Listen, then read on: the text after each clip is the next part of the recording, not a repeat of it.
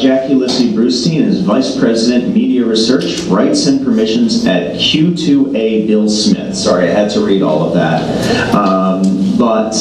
And as I said at the beginning, basically she works for many of the world's largest publishers, particularly in the education space, and really has to broker that relationship and that conversation that has to happen between the publisher on the one side, who wants perhaps a rights set that's different from what the rights set would have been 10 years ago when it was print or print and ebook, and all of a sudden now it's a learning system.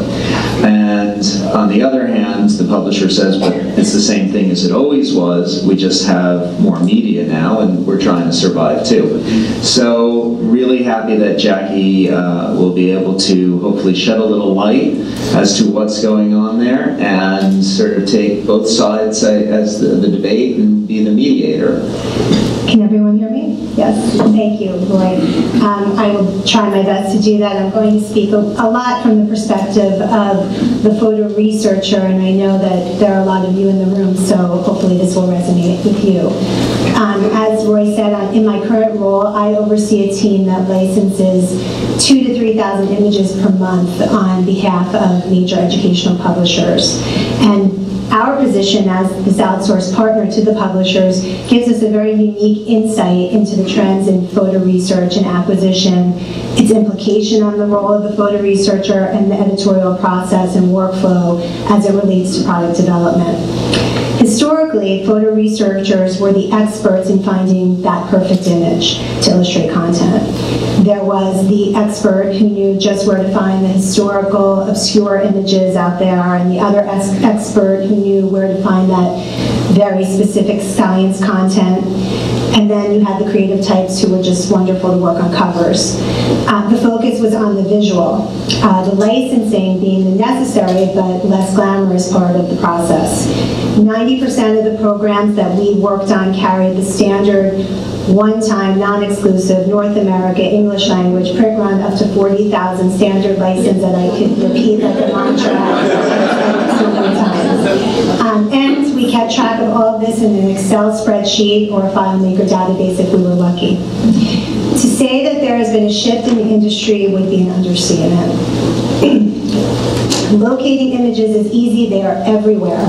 With the click of a button, anyone can type it in keyword and find more images than you could know what to do with. However, accurately licensing the image has become much more complex. It's a new world and it's changing rapidly.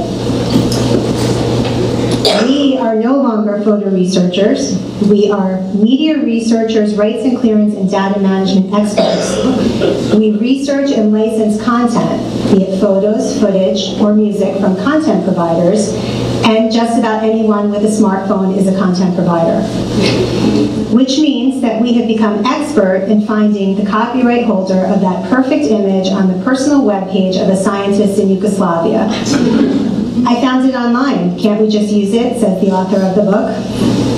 It is necessary that we understand copyright as it relates to the media that surround us, as the potential for misuse has significant consequences.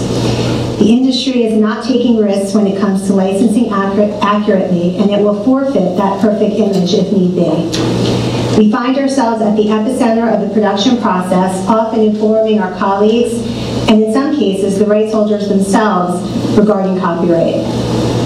Given the importance and complexity of the licensing process, production workflows have been redesigned to ensure that proper rights are granted at an earlier stage in the development process, and legal discourse is more common at an image review meeting than aesthetic discussion.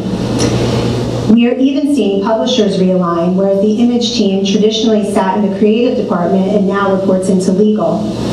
And the buzzword around rights statements is flexibility, ease of use and flexibility. Publishers are demanding it to encompass new multimedia product and platforms, and major content providers are responding.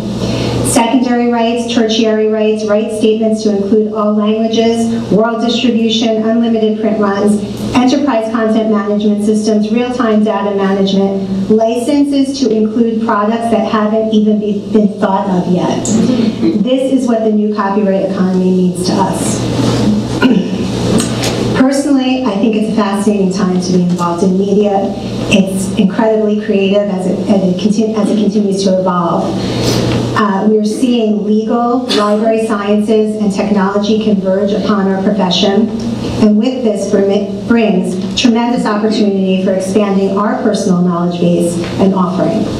The role of the photo researcher has transformed and probably has never been more significant.